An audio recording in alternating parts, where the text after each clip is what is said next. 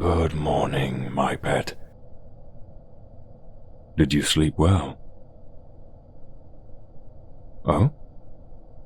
Were the silks and furs not up to your standards? Who knew you would have such high expectations? Ah, I see. Being in a new environment can make it difficult to get a good night's rest. Those chains cannot have helped either. I'm so sorry that I couldn't unlock those cuffs. I wanted to be sure of your loyalty. Or your confinement, at the very least. You may have yielded to me last night, but a single passionate encounter does nothing to sway my suspicion. It is just the opening someone would need to make a deadly move, when I am perceived to be at my most vulnerable. Many humans have had similar thoughts, but you cannot comprehend the true scope of a dragon's senses. I told you that my direct gaze reveals deception. If you had planned to attack me last night, while we were entwined so closely, I would certainly have read it in your eyes. But from what I recall, your eyes were mostly overwhelmed, flitting to and fro, unsure where to look, or what expression to even make, when they were not squeezed shut in ecstasy. I told you that I'd make you want me, and as a rule, my pet, I never lie. It is only fair when no one else can lie to me. Even if you were trying to lie to yourself, I had only to nudge the truth out of you with sweet kisses, hushed words, and practiced hands. I saw no deception when I asked if you wanted to be taken into my bed. You couldn't even pretend to lie. It was precious, watching you struggling to deny your own desires. I'll repeat what I said last night. I know when you are lying, and when you wish you were. I would have you speak your mind, always. I would have your wants and needs spill from those lovely lips, regardless of how crass or scandalous. There is no need for shame, not with me. Be as indulgent as you wish. Behave yourself, and you may beg me for extravagant gifts, or lavish trinkets. Anything that you wish, and I mean that. I've the ability to give you. Be always honest with me, and there is nothing beyond my power to give you.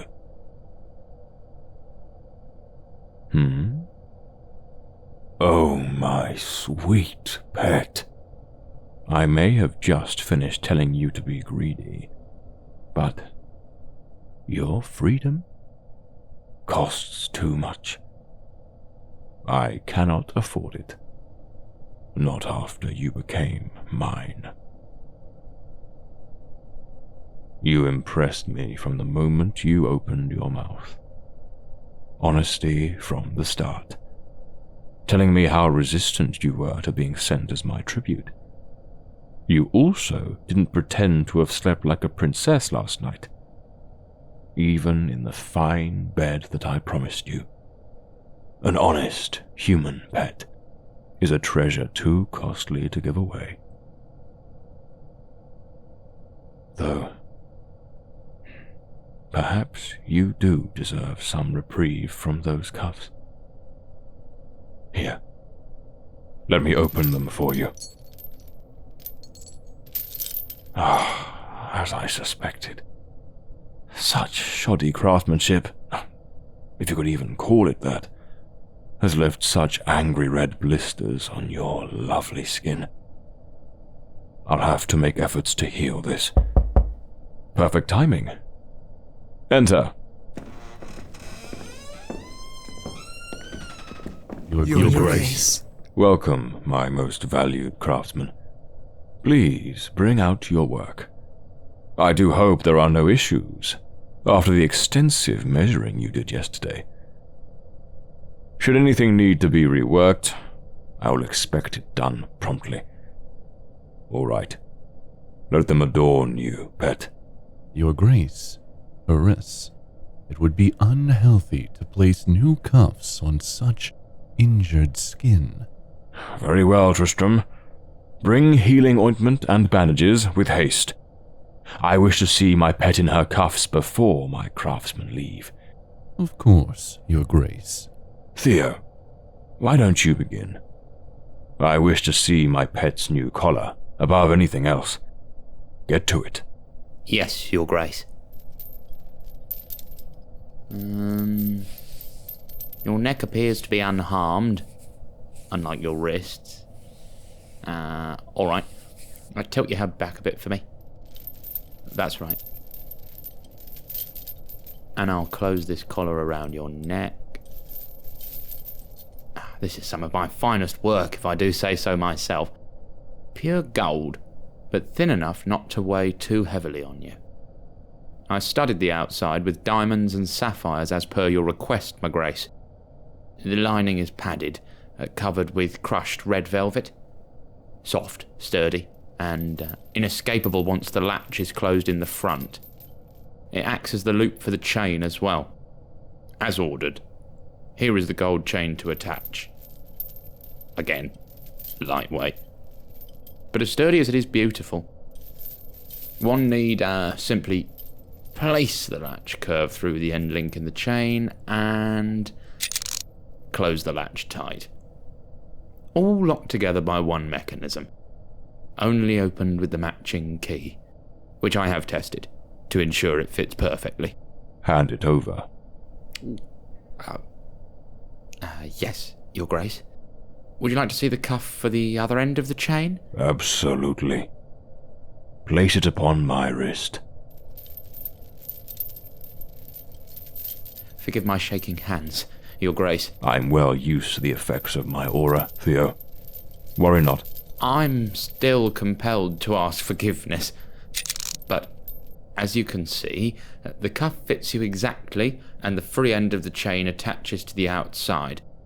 Your pet can be leashed to you at all times. I lined the cuffs with the same padding and crushed velvet, and a matching pattern of diamonds and sapphires. Very good. I am pleased. Incredible quality, as always, Theo. The velvet is especially luxurious. Thank you, Your Grace.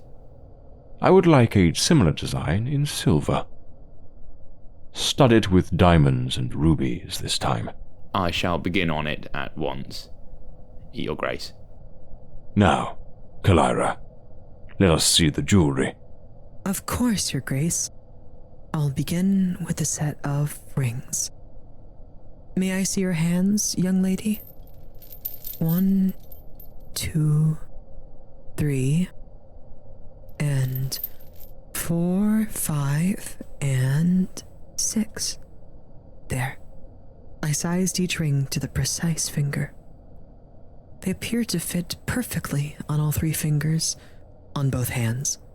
2 silver with emeralds and black opals, then 2 gold with sapphires and white opals, plus 1 plain silver and 1 plain gold band for the accent finger of each hand. My pet does look more incredible by the moment, thanks to the works of your hands. Beautiful arrangement of all the gems and stones, Calyra. You have transformed my pet's somewhat rough hands into works of art. I praise your grace. I'm grateful for it. What of the earrings? Yes, of course. Here are the 3 sets. 1 for each piercing she already has. 18 in total. 2 diamond studs and a hoop in gold, silver, and copper. Put in the golden set. Yes, your grace. I am pleased, my pet, that you already had 3 piercings in each ear.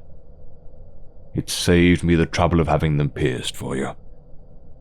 Having so many places to display stunning jewelry is quite the draw for me. I was delighted when they made that discovery yesterday upon your measuring.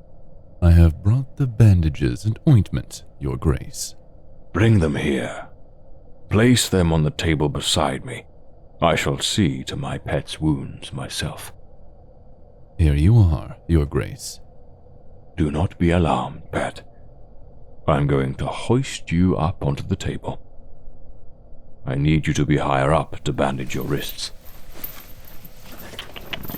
Do not squirm. Just sit there quietly. Give me your hands. Good girl. Now, behave and let me do this. Jans, I'm eager to see the circlet crowns. You'll have to climb up onto the table as well to fit her head. I'm sure I can manage that, your grace. I'll just climb up and kneel behind you. There. Now, I made both the silver and gold circlets. I'll start with the gold. Here we are. Just brush your hair back a bit. Perfect. Seems to fit just snugly enough. Oh, I love that draped chain with the diamonds at the temples. It looks enchanting on her. I'm so glad it pleases you, your grace. I used the same design on the silver one as well, which, switching them out, also appears to fit just right. Leave her in the gold one. Ah, yes. Beautiful, beautiful, beautiful. I always have the finest treasures. Once I'm done wrapping your wrists, we'll have you dressed properly. Or what is proper for my pet. Inarr, I see that vivid ensemble you are holding. Bring it here. As you requested, your grace. Floating collar and pants, made from satin, with bedded detailing. I have soft velvet and satin slippers to match, as well as floating armband sleeves. If your pet becomes too cold, I've made 2 robes. One lightweight velvet, and the other fur and silk. I hope I utilize the colors you requested in a pleasing manner. Yes, very pleasing. 'Tis a shame to conceal too much of my pet's body when it is so fine. I must consider her health, however, so I will accept the robes to fight any chill. There. Suitable wrappings for the injuries. Now you may dress her. Clothing usually goes before the crown circlet, but in this case, the clothing is very bare minimum in terms of, coverage. So just let me slip this over your head. The floating collar rests across your shoulders, and then slip your arms through the floating armbands for your sleeves. Looks like my measurements were on point. It fits you perfectly. Feet, now please. The slippers were also made to your size. There we are. All put together now. What a vision you are, my pet. Truly, you are now a treasure worthy of being at my side. Such a spectacle of lithe body and muscle, with impeccable craftsmanship that only accentuates your natural allure. I cannot tear my eyes away from you. Well done. You have all exceeded my expectations, and again proved your usefulness to me. You may go now. Yes, Your Grace. Calyra, have you more to say? If I am permitted to do so, Your Grace. Speak, if you must. May I address your pet? Oh, I did not expect that. Interesting. Go ahead. We have met before, have we not? At the jewelers' gathering several years ago. Yes, I thought so. I took your workshop on intricate gem settings. I thought that I'd learned all I could, being amongst the best in my field, but your teachings showed me a whole new way of thinking. I wanted to say thank you, especially now that, that we're both here. My pet is also a jeweler. One of the finest in the country, Your Grace. I'm assuming that is why she was sent to you.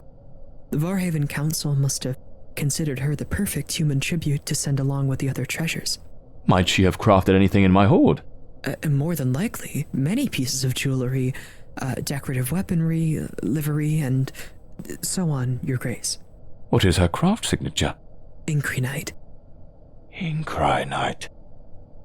Yes. Several of my favorite treasures come to mind. Stars above. A valuable pet indeed. I am suddenly more taken with you than ever before. Incrinite. Thank you for the information, Calyra. You may go now. You have done your job well. Thank you, Your Grace. Well. You are just filled with surprises, aren't you? I knew there had to be a reason why your fingertips were so tough and worn, when the rest of you is so soft. To think that one of my favorite jewelry crafters would end up as one of my treasures. The council chose well. So much is falling into place now. I can see why they chose you, but how did they persuade you to come to me willingly? You said that you were trapped in an impossible situation. All right. If you'd rather not elaborate, I suppose it does not matter. Whatever the circumstances, you came to me, and you are now mine. I admit, it has been a long while since I last had a human pet by my side. It is exciting to have such a lovely one again, though I tire of calling you my pet. I'd prefer to settle on a fixed endearment for you. Let us see. You are fair enough to be compared to countless gems and precious metals that I favor. Choosing just one may prove more difficult than expected. Come here, sit in my lap, and let me study you for inspiration. That's right. Seeing the gold and jewels against your bare flesh, it does reframe you as something much more delicately beautiful than anything else. So, no jewel comparisons. No precious metals either. Something softer. Something delicate. but polished and highly valuable. Opals come to mind, as they are a soft stone, but contain vivid flames of color. But that still does not seem to fit correctly. Your eyes could be several varieties of stones for the color, but none of them seem quite right. Tell me, are you native to Varhaven? Ah, the seaside region. You have just given me the perfect thought. You're soft, polished, and highly valued, and also from the sea. Shall I call you my pearl? Ah, yes, that suits you so very well. I can easily switch between calling you my pet and my pearl. Do you like it? No? Do my highly refined senses deceive me? Or was that shy, stuttering response a lie, my pearl? Yes.